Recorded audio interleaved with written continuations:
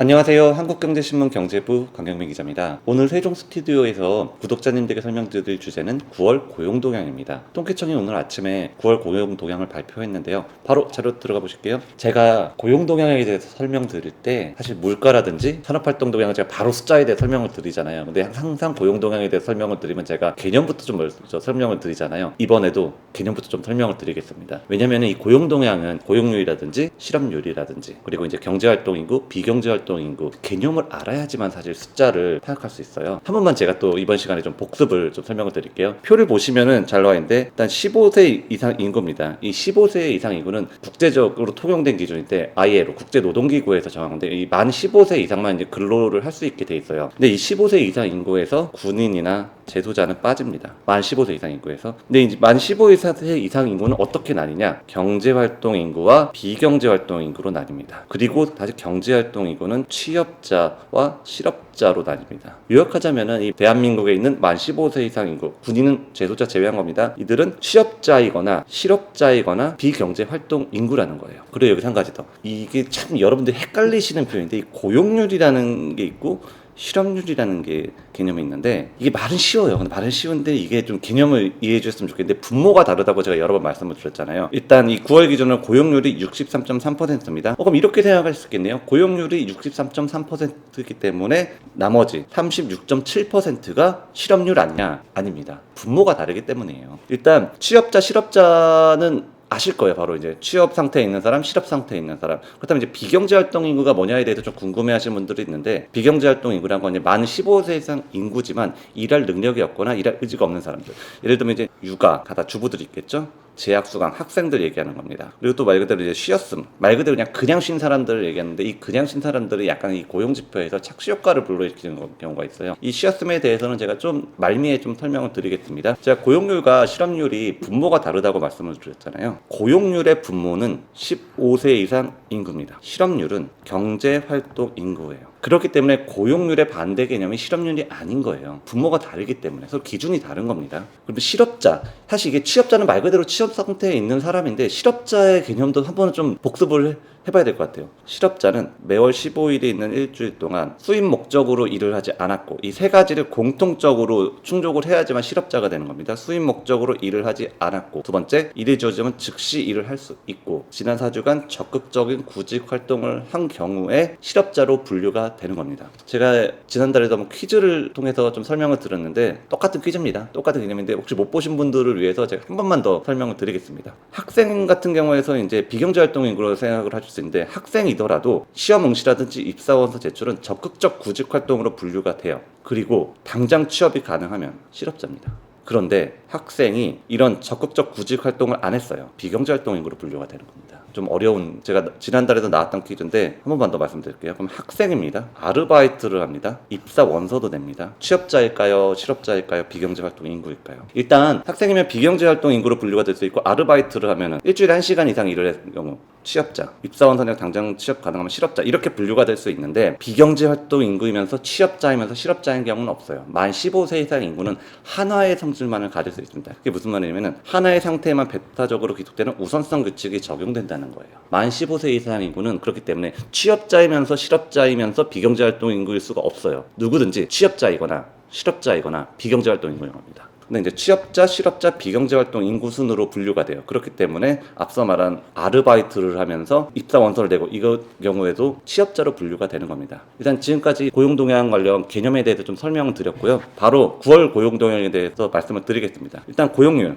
63.3%입니다. 전월에 비해서 이제 소폭 올랐어요. 그 다음에 작년 9월과 비교해도 올랐고요. 일단 이 취업자 수는 14만 4천 명 증가를 했네요. 그리고 이제 고용률을 보실 때 이 OECD 비교 기준을 보셔야 돼요. 만 15에서 64세 기준, 이게 OECD 비교 기준입니다. 69.9, 전월에 비해서 좀 올랐고 69점, 전년 동기 대비를 봐야 돼요. 전년 동기 대비 0.3%포인트 올랐네요. 실업률은 어떻습니까? 전년 동월 대비 0.2%포인트 하락했어요. 2%. 우리가 통상 2% 정도 되면 완전 고용 상태라고 표현을 하거든요. 기획재정부에 따르면 고용률은 역대 최고입니다. 그리고 실업률 역대 최저입니다. 자, 제가 항상 고용 동향에 대해 설명드릴 때 이 고용 동향에 대해서 의아하시는 분들이 많아요. 고용률 역대 최고다. 실업률 역대 최저다. 근데 여러분들 체감하십니까? 체감하기 어렵잖아요.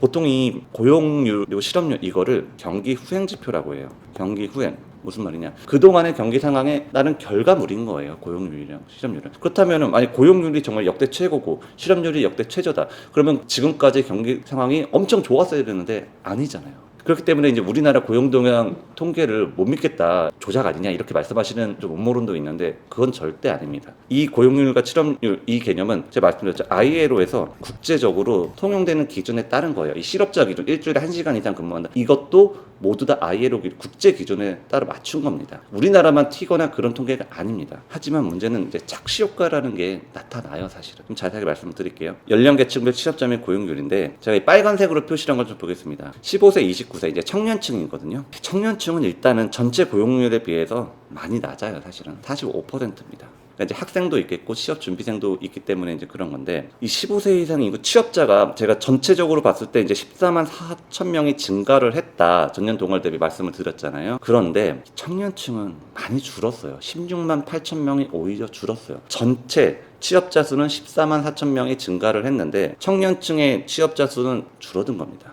그렇다면 이거를 어떻게 상쇄를 했느냐? 60세 이상입니다.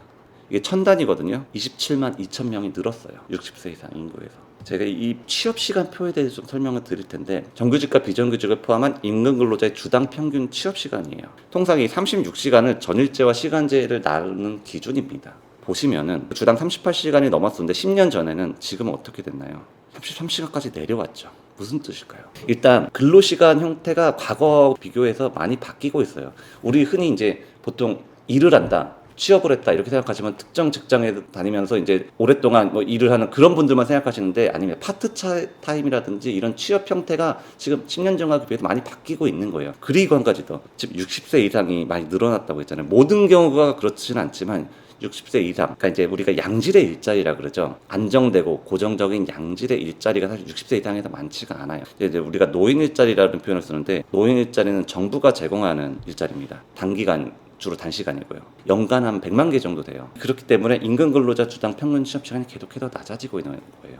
노인 인구가 지금 60세 이상 취업자 수가 계속 늘고 있잖아요. 사실 양질의 고정된 일자리가 아니기 때문에 계속해서 사실은 줄고 있는 겁니다. 이 점을 조금 봐야 돼요, 사실 우리가. 한번 산업별로도 볼게요. 산업별로 보면은 정보통신업, 뭐 전문과학기술 서비스업, 운수창고업 등에서 증가를 했는데 도매 및 소매업, 건설업 등에서 감소했어요. 제가 이 산업별로 잘 나온 수치를 또 보고 말씀드릴게요. 일단 건설업은 어떻게 볼까요? 4.6% 줄었네요. 도매 및 소매업 3.2% 줄었네요. 이게 왜 중요하냐면은 내수와 직결되는 산업이어서 그렇습니다. 일단 건설업은 말 그대로 이제 건설 투자, 도매 및 소비업, 소비죠. 지금 우리 내수가 안 좋다고 말씀드리잖아요. 내수, 소비라든지 투자가 좀 안 좋다 말씀드리는데 여기서 바로 나타나는 겁니다. 자, 고용은 경기 후행 지표다. 그동안의 경기 상황에 대한 결과물이다. 그동안 건설업이라든지 도매 및 소비업이 안 좋았거든요. 그렇기 때문에 이 고용률에서도 결과로 드러나는 겁니다. 그리고 제가 이제 초반에 말씀드렸던 쉬어슴 인구, 이 쉬어슴 인구는 비경제 활동 인구예요. 근데 이 쉬어슴 인구가 적지 않습니다. 이게 1000단인데 보시면은 247만 9천 명이에요. 250만 명에 달하는 겁니다.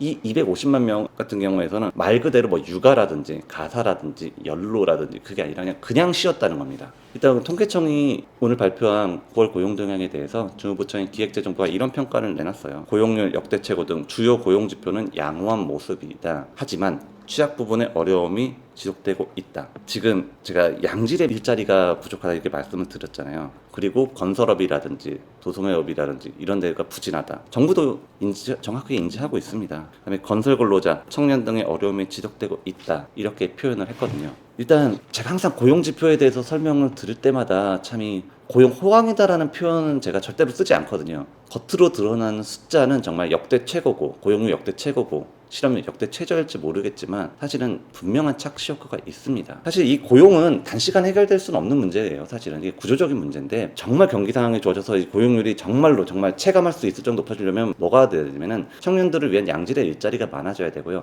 그리고 경제활동 인구 참가율이 높아져야 됩니다. 이제 육아 가사 여성들의 경제활동 참가율이 사실 늘어나야 되고 이 그냥 쉬었어 말 그대로 그냥 쉬었어 250만 명에 달하는 그냥 쉬었음을 빨리 경제활동 인구로 가지고 와야 돼요. 이 점을 정부도 명확하게 인지를 하고 있습니다. 그래서 일단 정부에서는 조만간 경제활동 인구 참가율을 높이는 방안 등에 대해서 이제 좀 세부 대책을 내놓겠다고 했는데 어떤 대책이 나올지 좀 지켜봐야 할 것 같습니다. 일단 이상으로 세종 스튜디오에서 오늘 구독자님께 설명드렸던 고용 동향에 대한 설명을 마치겠습니다. 저는 다음 시간에 찾아뵐 수 있도록 하겠습니다. 감사합니다.